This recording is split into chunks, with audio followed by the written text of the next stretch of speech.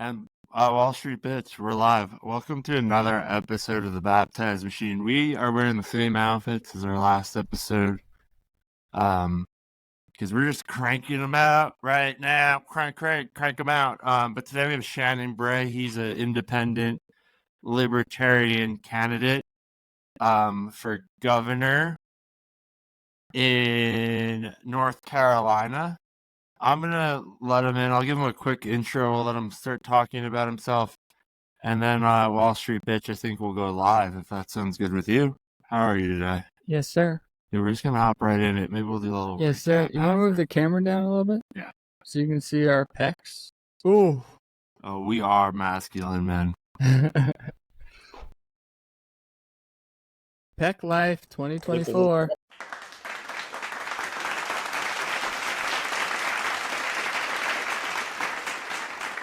Welcome, Shannon. It is very dark where you are.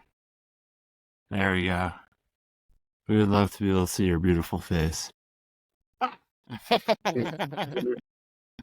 Hey, welcome. Welcome. Still a little dark. Thank you. Oh, now it's pitch black. Wait. No worries, we can always edit this part out. I'm gonna just get it so we can go live here on Twitter too. This snowstorm is wild. Yeah. If you live in the Colorado Front Range area, you know what I'm talking about, but we are getting some serious snowfall. I used to live there Oh, really? Oh, when? in Parker. Oh, in Oh, Parker. Awesome. Yes. Yeah, we're just in Northwest Denver. So, Yeah. and well, you're in North Carolina right now, right? Shannon, you're running for governor under the Libertarian Party. Lieutenant governor now. I actually lost the primary, but we were playing some games. I'll explain it if we want to talk Interesting. about that. Is there any way? I mean, we can post editing, but is there any way you're able to turn your microphone up a little bit right now, or it's just a little or yeah, maybe this built in on your computer. Oh my God, Mayor Mike Johnson just posted a video of him in a snowplow. Like, come on, bro. Okay. I can talk a little louder. Will that work? Yeah, that works perfectly. Yeah, we can just turn it up too. So Shannon, why don't we usually like to start by just having our guests give a little introduction about ourselves. Our podcast, we cover a wide range of issues and people and things, from, like urine therapists to, we've had the America Shaman on, that guy Jake Chansley. And to be totally honest, we don't really identify as like liberals or Republican, Democrats or Republicans. You made it sound bad. Yeah, that didn't sound bad. Yeah, but we've been labeled like a right-wing podcast just because we're willing to listen and have a conversation with anyone, but we really do appreciate you coming on, and you're one of the more level-headed guests I think that we've had on in recent times, just based on your social media presence. So we really appreciate your time. Absolutely. Yeah, thank you, Shannon. Yeah, do you want to start out? So basically, we'd love to know, what you're running for, where you're from, and maybe like your 3 or 4 tenets or pillars that you're about. Excellent. You want me right now? Yeah. We're rolling. Okay. I'm Shannon Bray. I'm a Navy combat veteran. Served 6.5 years in the Navy. Shortly after getting that out of the Navy, I kind of returned to my first love, which was technology. When I was a kid, I got a Timex Sinclair 1000, which was like a computer about that big.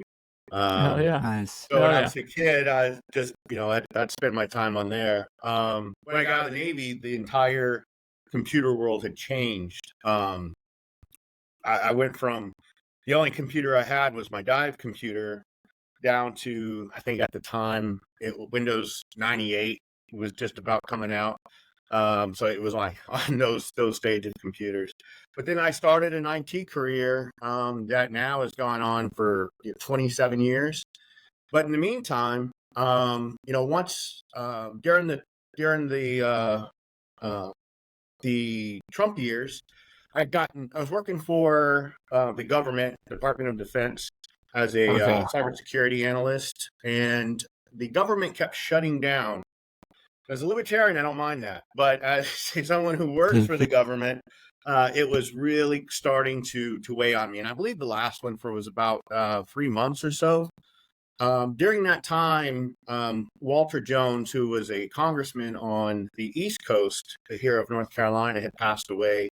And I was just like, screw it. I'm just going to go run for office because I have got nothing better to do. It wasn't even my district. I was driving 2 hours just to go talk to these people.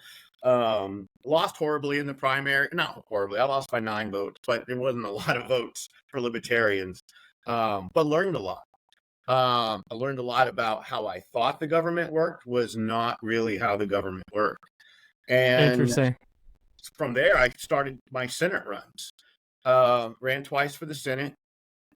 Just recently, I started the campaign as a governor candidate, but before the whole campaign started, we came up with a little plan. We're working the North Carolina, and no one really knows this yet because we haven't announced it. So you guys are actually the people who get to hear it first. Freaking news. Awesome. But Mike Ross and I have been long time friends, and we were going to primary together primarily to get more media attention. Because if you're in a primary, you get more television, you get more interviews, and people actually care more. So we primaried against each other to get that. With the caveat that whoever lost would fall into the lieutenant governor spot, take that place from the candidate that's currently holding it. So we would go out, get our message out, get our names out, get our faces out, and one of us would be the lieutenant governor candidate, and the other one would remain the governor candidate. So that's really can you explain the difference? Can you quickly explain the difference between lieutenant governor and governor? Because I've never heard that before. Vice president, president. Based on what I know, the governor does all the work, and the lieutenant governor does nothing. So vice president and president. Right. It's you run and you're elected together. Is that the idea? That's what we're doing this time. Because in North Carolina, they don't offer a ticket, but we're running as a ticket. So interesting. both our faces will be on the same signs, and we're really trying to use any of the attention that we've recently gained to kind of help us in November. And I did not know you could do that. That's awesome. Yeah, well, there was there's a loophole in North Carolina which no one's ever done it. So we discovered it, we figured it out, and that's what we decided to do. I saw that you were arrested like a few times recently. So is that kind of intentional, just to bring awareness to the campaign, or can you explain that a little bit? Some of it wasn't. I always knew, like during the Senate campaigns, I did want to have some sort of scandal to kind of get that attention. Now, what I got arrested for this time, was really kind of so. I was charged with domestic violence, assault on a female, and felony strangulation. And the distribution and manufacturing of marijuana. The distribution and manufacturing is more in line of what I wanted to be busted for. Because all of it's been dropped. I've been found not guilty. But what happened there was I had told my wife was cheating on me with a guy in the neighborhood. I found out about it. I told her I wanted a divorce and she wasn't going to get anything.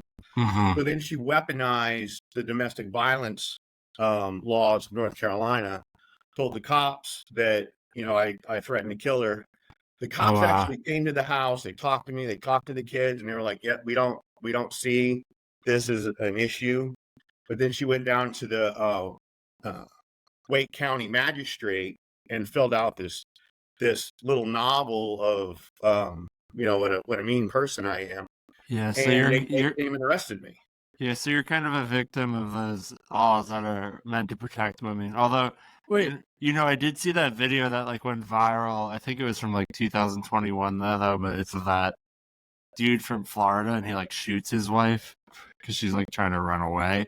Yeah. And it sounds like there is the extreme end, but it sounds like you got kind of the short stick on the other end. Yeah. Wait. So you're saying you purposefully wanted to get arrested in order to bring attention to your campaign? I didn't mind the marijuana. The marijuana was actually hemp. I had 25 plants in the house. I was posting it on social media. I was, posting like on Instagram the growth and of how my plants were. I was constantly posting stuff.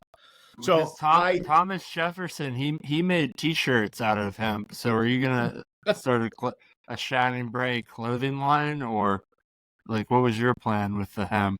Well, a lot of it was just I was in the process of trying to learn how to grow marijuana so that I would eventually start growing it, and I will. And at least I now know how all the marijuana loopholes work in the state of North Carolina.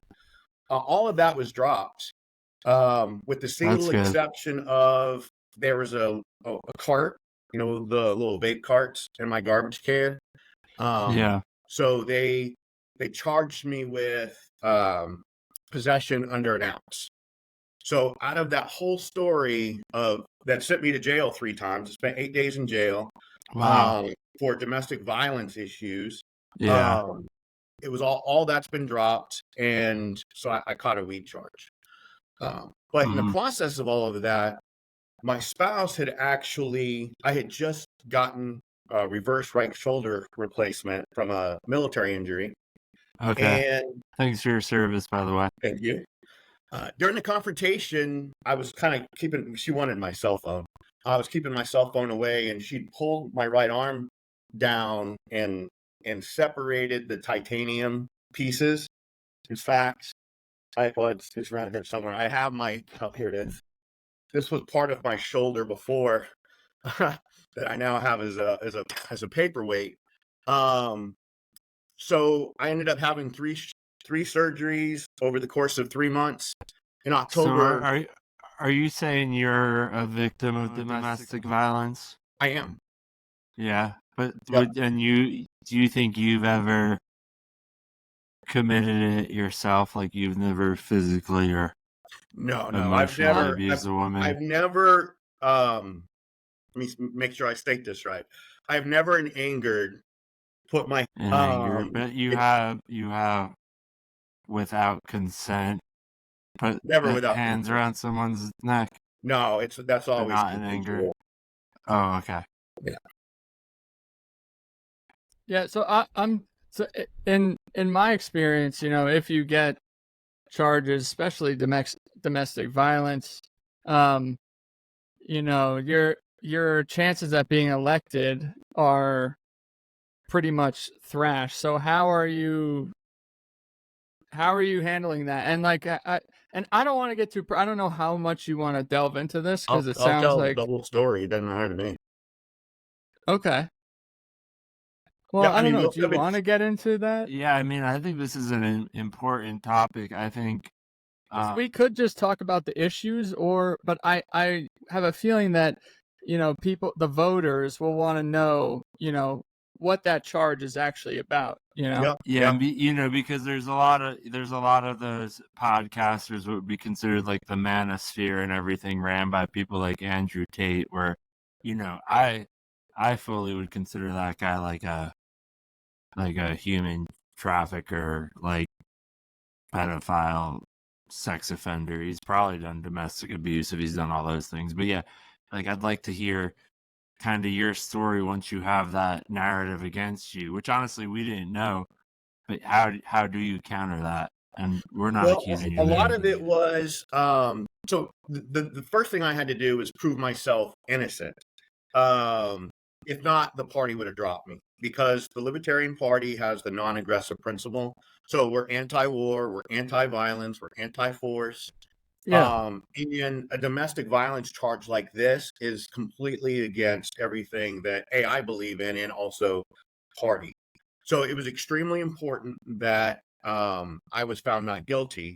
And as soon as that happened, I regained a lot of support from my party, But there's still a lot of other people who didn't really hear that I was found not guilty. They just saw the WRAL and all the news stories.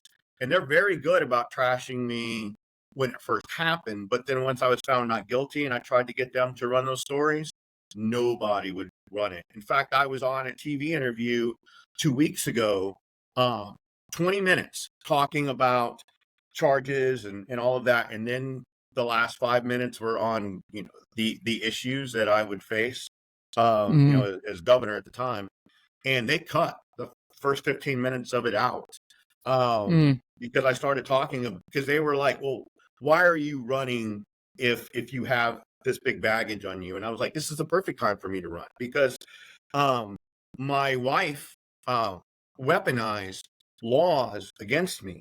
And what better time to speak about that during an election process when you can actually talk about correcting some of these loopholes in there, because it was complete lack of due process. No one asked me anything. Once I was arrested that last time and was thrown in jail, my voice was in silent. I couldn't talk to judges. Yeah. Well, nobody cared what came out of my mouth until I was found innocent. How does that make you think about other laws that may still exist that are actually weaponized against females, or right now I guess a hot topic would be transgender people? There's a lot of laws being weaponized against them, and I'm not even talking about like children. I'm talking about just adults above the age of 18. Yeah, well, I think any law that can be weaponized needs to have some checks and balances. And you think that they're there, but I've now gone. This happened August 13th, and it's now March 14th. I have yet to be able to get back into my house, because even though I was found innocent, I still have a protective order against me, against my house and my cars. So I can't go home. So right now I'm for 6 months I was staying in Airbnbs all across the state of North Carolina. Now I'm staying with a Navy buddy of mine while I kind of work out the last couple of things in court.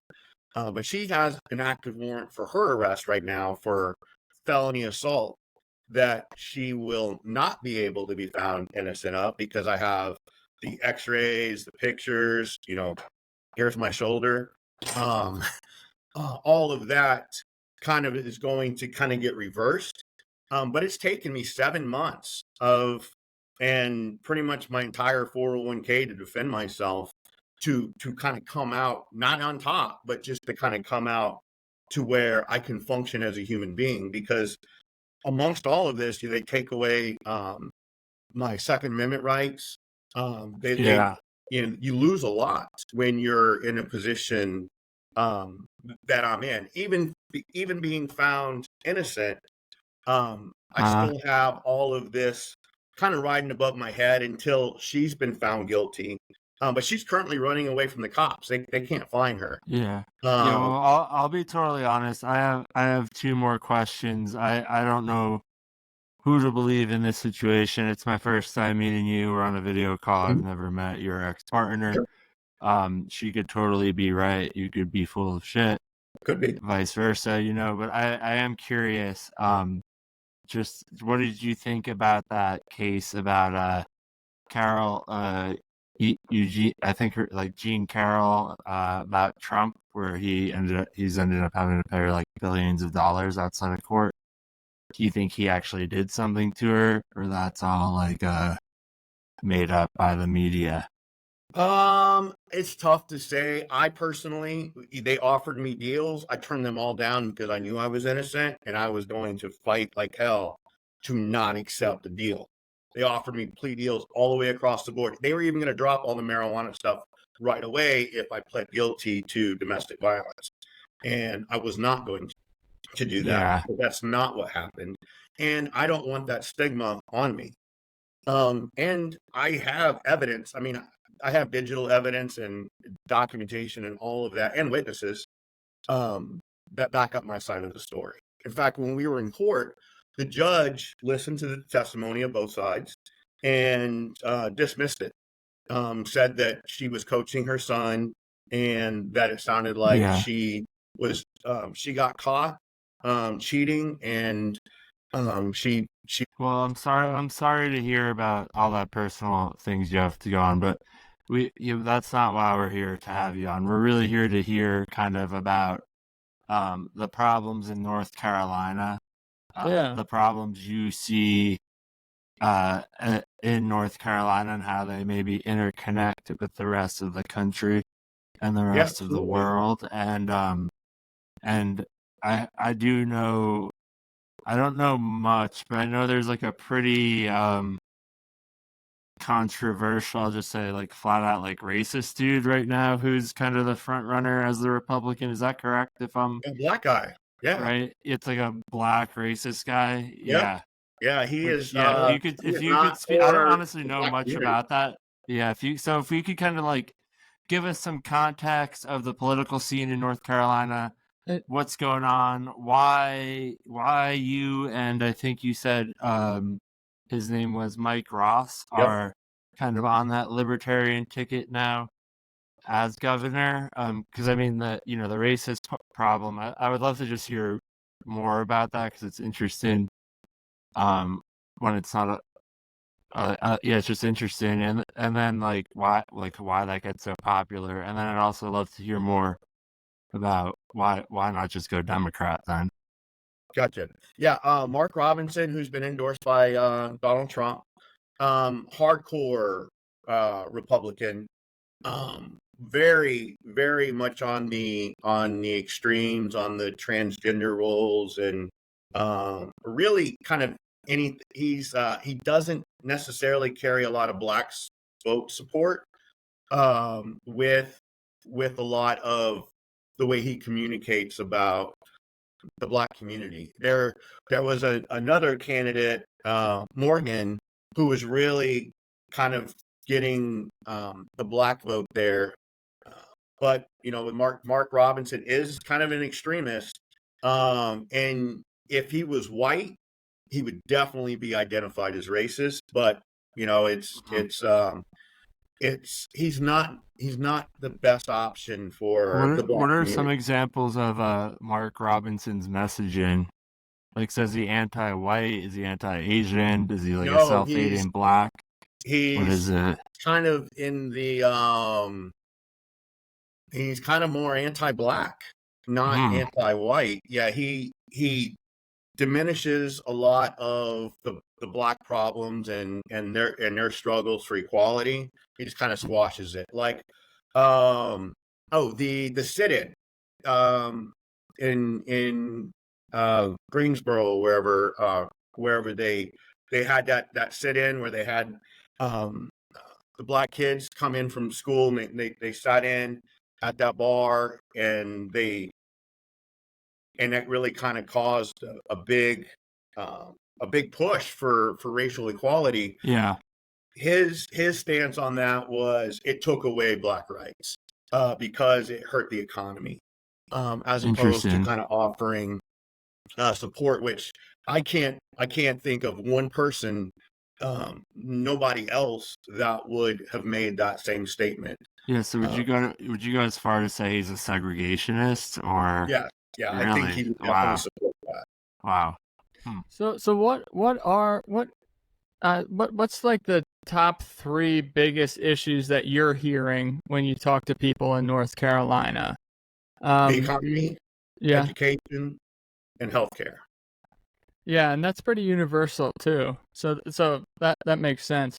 So wait, let's start economically. I don't know how much control or legislation you can really put into place to affect that. But do you have any ideas at the state level that you'd like to put into place? Yeah, absolutely. Because as you know, the federal government has been overprinting money, sending it overseas, and we have an inflation problem. Well, it's really tough to kind of counteract the inflation issues at the state level here in North Carolina. So on the Libertarian platform, we're here to reduce taxes. In fact, I was going to eliminate state taxes all the way across the board. What just to back up, right? Currently in North Carolina, what do state taxes fund? Probably Well, everything. it funds quite a bit of everything. So how would you make up for that deficit? Well, we're funding systems instead of students. So the first thing I would do is change the education process to where the money follows the student, and we stop dumping all of this money into a failed education system. Ideally, to make Interesting. the public education, compete with private education and charter schools, with the idea that competition is going to make the best product, and whether it's public or private, ultimately we want parents to be able to choose the best thing for their children. Now, in the state of North Carolina, I was born and raised in Louisiana. It's roughly about $13,000 a year per student. So we would have that money follow the students, and that money would then pay for their teachers. And the teachers would actually make a lot more money than they are right now. That's interesting. 25% of our education is also paid by the. We have a education lottery. So just to go back, where would that 13,000 per student come from? Like, where would you generate that money? Oh, from the state still. And we then have the education lottery. There's still a lot of money in taxes that are still going to get paid. It wouldn't nullify the taxes right away. On my platform, it would start out with reducing them and then making them optional. How has that fund gathered money so far? How's the fund for the state education fund? How has that gotten money so far? Where does that come from? From the state education lottery, or is where? And is that through tax dollars, or that's like through No, lottery that's tickets? People gambling. Okay, cool, gotcha. Interesting. Yeah. So, yeah, that could work. But then, what if we get into this hypothetical situation where everyone's like, "Oh, North Carolina's got some good schools. I can go there and move there," and then you have an influx of all of these children. Well, Do you think the free market will regulate? Yeah. Florida, New Hampshire, Tennessee, they all got good education systems, and they don't charge. They don't have a state income tax. Yeah. So ideally, reducing the income tax is the way that we kind of get over the inflation that's currently happening to us. So, and there's a lot of other things that we would end up reducing, like the size of our government. I would ultimately put libertarian-minded people in charge of various departments, and their job is to downsize to where we're functional. I worked for the federal government most of my life, and at the end of the year, we would be buying hardware, having pizza parties, or whatever, just to spend whatever our budget was to justify it the following year. So whether or not you needed the money, you spent the money. Right. And that's a practice that I would very much like to get away from. And it happens not only in North Carolina, but in every state in the United States. Every businesses too, yeah. What are the biggest social issues right now in North Carolina?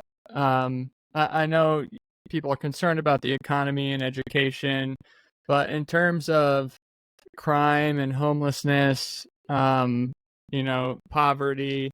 are any of those a concern? Absolutely. For the Criminal state? justice is way on my list, primarily because of it was already something that I was going to focus on. But, I was the only candidate who spent, got arrested 3 times and spent 8 days in jail during this entire cycle. Like, probably the only governor candidate who's ever done that. But it helped put a spotlight. While I'm sitting in jail, I'm talking to a lot of people, hearing their stories, and there's always two sides to the coin. Yeah. But your problem is though, if they're a felon, they can't even vote for you, so it's not going to help. Right. Well, I wasn't there. Yeah, you're saying I understand. I'm there to identify. I'm a libertarian. I'm third party. I'm not expecting a mass influx of votes, but I Mm-hmm. do want to raise issues so that other people, either the Republicans or the Democrats, either have to adopt my issues if it gets a lot of support, and also, educate people on where systems are actually broken. Because a lot of people, they don't pay attention to that. They don't know anybody who's been involved in that. So they're just thinking maybe the system is working exactly the way it is supposed to. In fact, I can tell you that it's working exactly the way it's been defined ever since the 1950s with Ronald Reagan and his war on drugs. I mean, we are putting minorities in jail. 3/4 of the people that in our jails are nonviolent and minorities. These people should all really be released and serve some sort of home arrest program. Have them out to where they're working and they're being productive. They're spending time with their families, and they're not being some potholes or ostracized. something. And, there's so many better things to treat somebody. And some of them are, drug addicts, so they were there on drug charges. These people need help. Instead of helping people, we lock them up, and then the state has to pay for it. In fact, state, the way the jails and stuff in North Carolina and many states across the country is, they make money based off more people being in jail. So that's I mean, their job is lock as many people up as they can. And Private prisons is such a systemic problem, and people bring it up, but nothing's ever done about it because it makes too much money. Yeah. And maybe it has to be dealt with at the state level.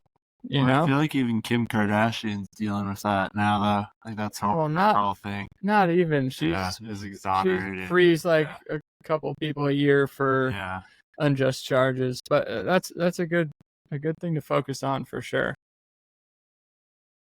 Well, that's great. I like a lot of your focuses, and it sounds like you're tapped into what the people of your state care about, which a lot of politicians aren't. So, that's I'm glad you're coming on small podcasts and speaking about it. Like, that's another thing that politicians don't do. They have their 20-second clip on CNN, and that's the last you hear from them. So, we appreciate it. Oh, absolutely. Is there anything else you feel that you want to bring up here? Like, anything you feel that the average person of your state or listener should know about you? Well, I'm heavily involved in cryptocurrencies as well. I believe in. I was going to ask about crypto. Oh, yeah. Yeah, so I was going to ask about crypto, but give us your spiel on your thoughts on crypto and its place in our future.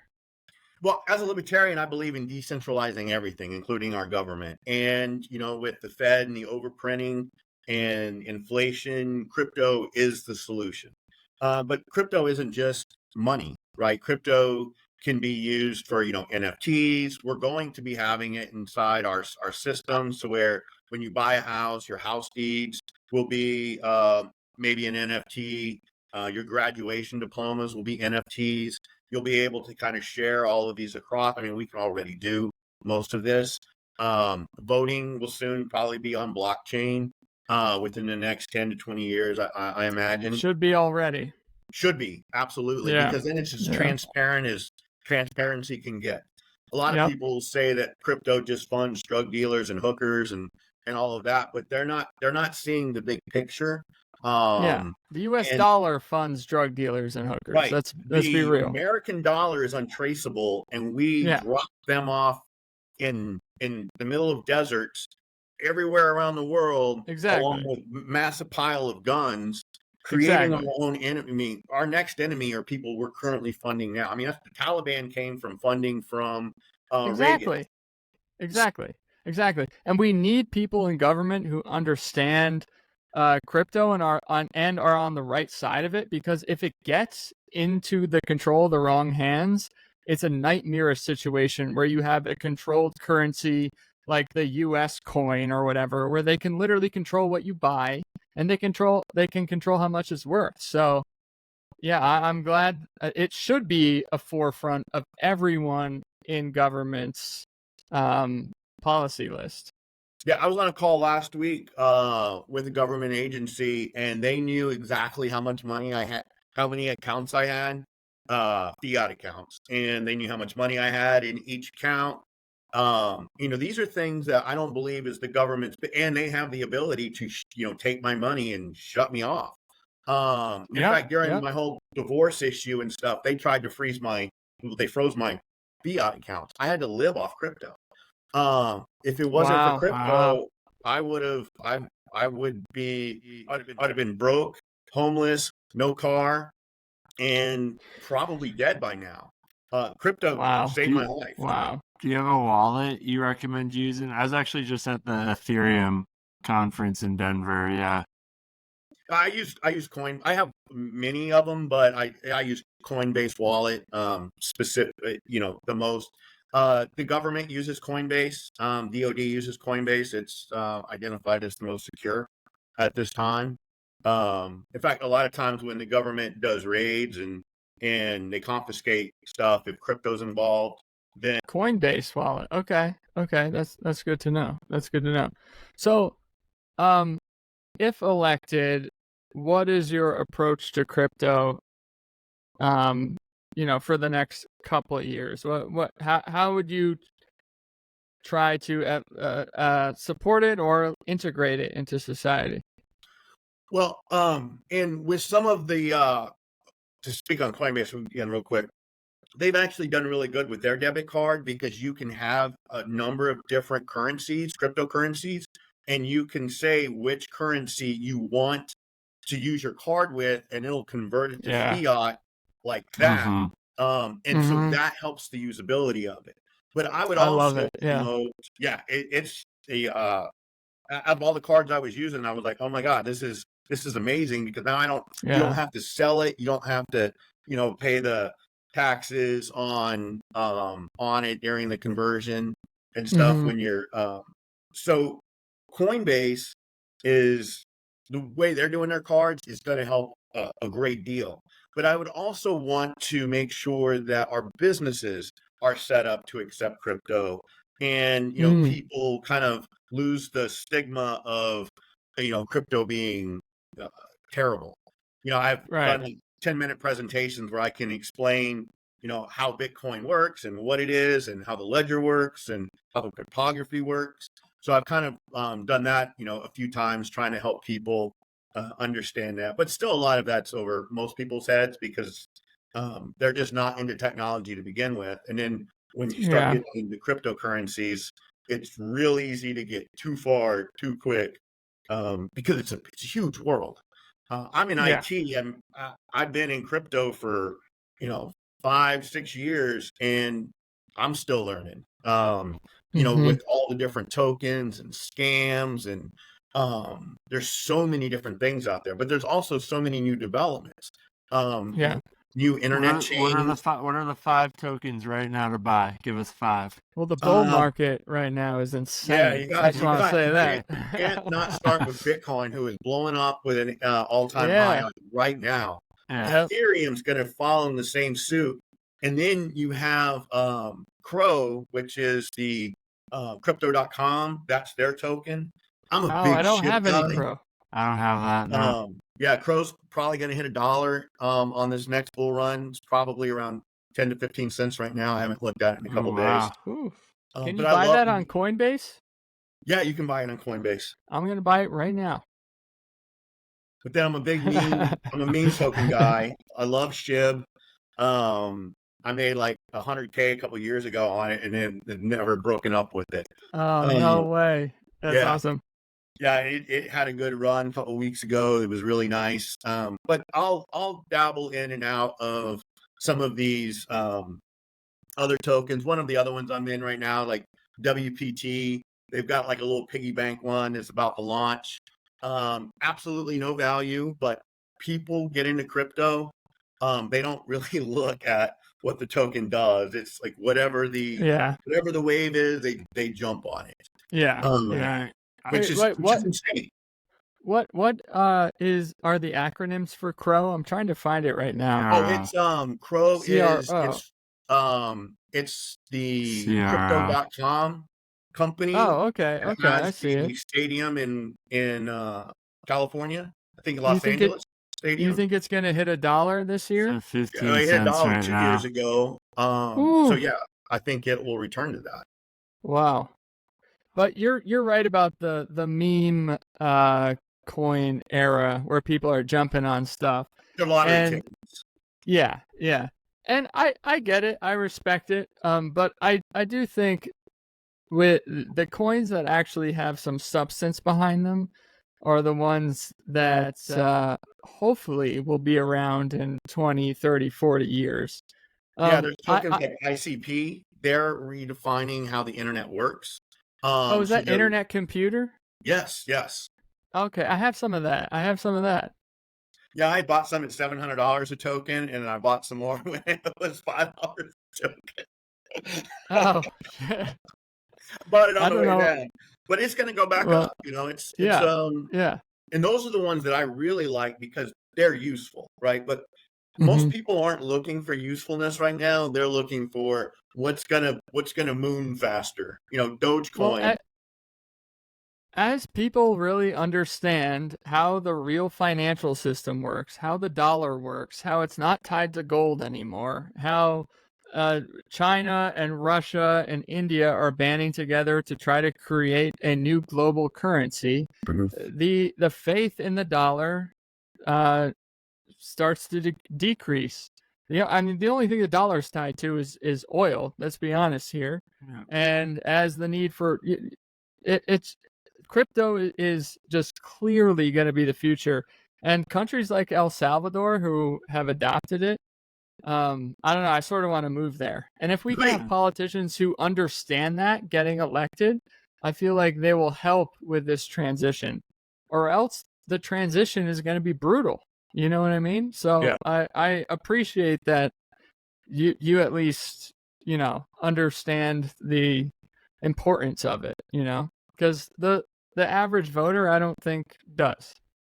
No, and it's such a big topic that it's kind of hard to educate somebody quickly on what's Exactly. good versus what's bad because you have the government controlled cryptos that you don't want, right? You have the centralized cryptos that aren't part of the whole methodology of why crypto is important. Those are ways that the government can get their hands on it and control you, and then they can follow because people say crypto's like dark money, but to be honest with you, you can follow every transaction and see who had it, where it came from, and it is the most transparent. So on the same vein, what do you think of the TikTok ban? Or sorry, I shouldn't call it ban because it's technically a forced divestment. What do you think about that? Because there's a lot totally of very you're against it? Yeah, I'm I agree because right now, I mean, you probably know more than I do, but I think TikTok is the freest platform where a ton of excellent, amazing information is shared. A lot of trash information, but they're using the trash information as a way to ban it. I think it's about control, and I think it's pretty obvious. They're trying to turn it into an Instagram. You know what I mean? Where everything is banned. But can you talk on the Facebook is already TikTok government ban? controlled because you have government agencies that are now working with Facebook, so that you've There's lost proof of it too. the First Amendment right on Facebook. You've lost Yep. it on Twitter. No matter what Elon says, it's still an umbrella. So but they still, like, everything that TikTok is being accused of, those social media platforms do as well, but they are able to be government controlled through agents. It's backdoor controls, right? Exactly. It's not. They try to skirt around the First Amendment by, maybe they'll fund like one particular group or private or education group, and then all of a sudden that group is working with the social media. So it's by a proxy, they are redefining what can and can't. I mean, already Mm-hmm. you see social media saying, "Oh, this is fake news," but is it actually fake news? I mean, during the COVID, we found that a lot of that fake news was legit. Mm-hmm. Mm-hmm. But just because the Biden administration had chose that they didn't want that information out. And that's not how freedom of speech works, regardless of if it's fake news or not, you know? Right. So, Yeah. Has there ever been like any news that you initially thought, it was presented as real news, but you thought it was fake news, and then it turned out to actually be real? that's a complicated Sorry, question. that's super meta, but like that's what the world we're in. If you look at yourself, Like, so from you're a computer. presented what was real news, and then you're like, now that's fake news, and then you went back to it, and you're like, oh shit, that was real news.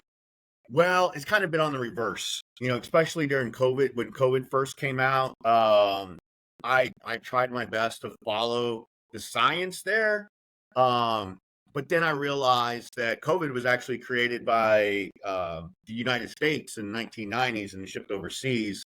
And as I kind of learned more about that whole triangle, I realized that there was a lot more government involvement than they were sharing with us. Oh yeah.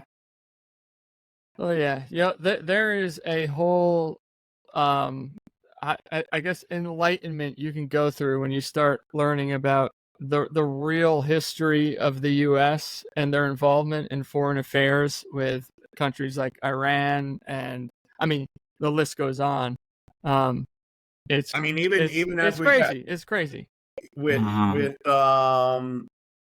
the, I don't want to say too much on that, but we interfered in other people's nuclear power programs. Yeah. The Stuxnet, that was U.S. involvement. Mm-hmm. During I believe Obama at the time. But yeah, we have our hands in way too many things that we should not be doing. I mean, we're basically we believe that we're the world's police and that everybody should follow our same path, when it's not necessarily the path that other people want. I mean, that's why the Middle East hates us so much. We go in there, we take the oil, and we try to, squash their way of living, whether we agree with it or not. We always got to meddle, and ultimately, we're creating our own nightmares. So if you had to put someone in office today on the federal level, running for president, RFK, Biden, Trump, who else is really in the running? I don't know. Yeah, there's not too many people. There's a bunch. Are you of an RFK man? He's trying to ride the libertarian ticket, but he's not very libertarian. So he's got a few things in there that really kind of take him off the libertarian ticket. That I know he was trying to kind of promote himself there, and hopefully hope the party would accept him. But play the game a little bit, yeah. We don't need the fake libertarians, but I would prefer him over, Biden and Trump. But ultimately, I voted for Chase Oliver during my primary. He's out of Georgia.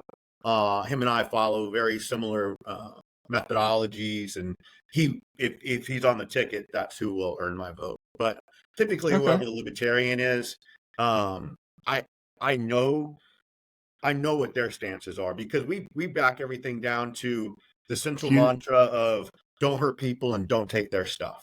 Do you know where Aleppo is? Yeah. I like that. Do you know where Aleppo is?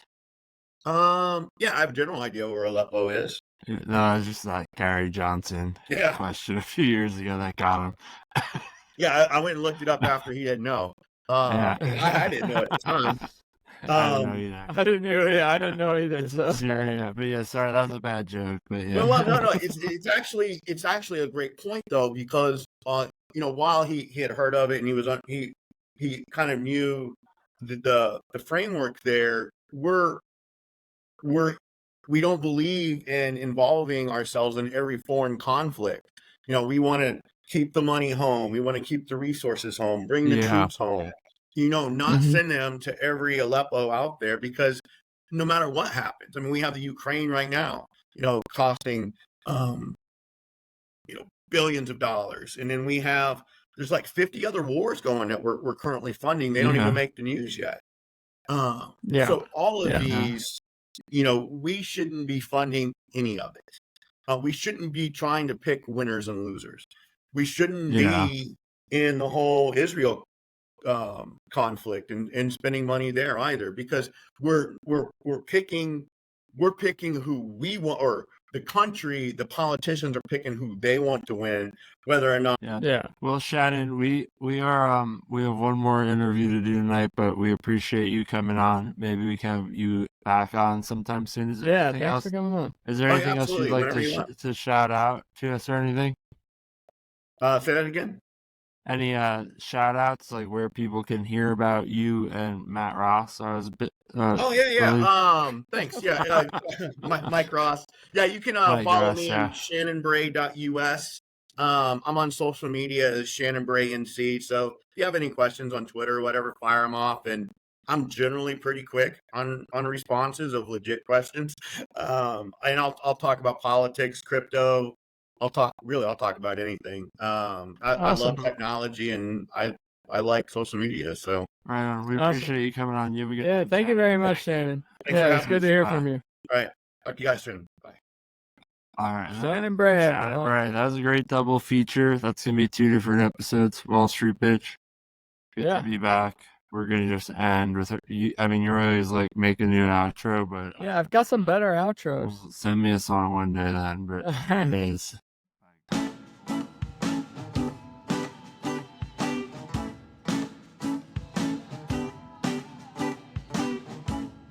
No streaming.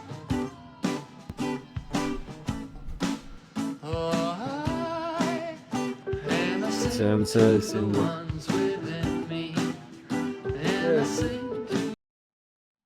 gonna do a song called Ohio by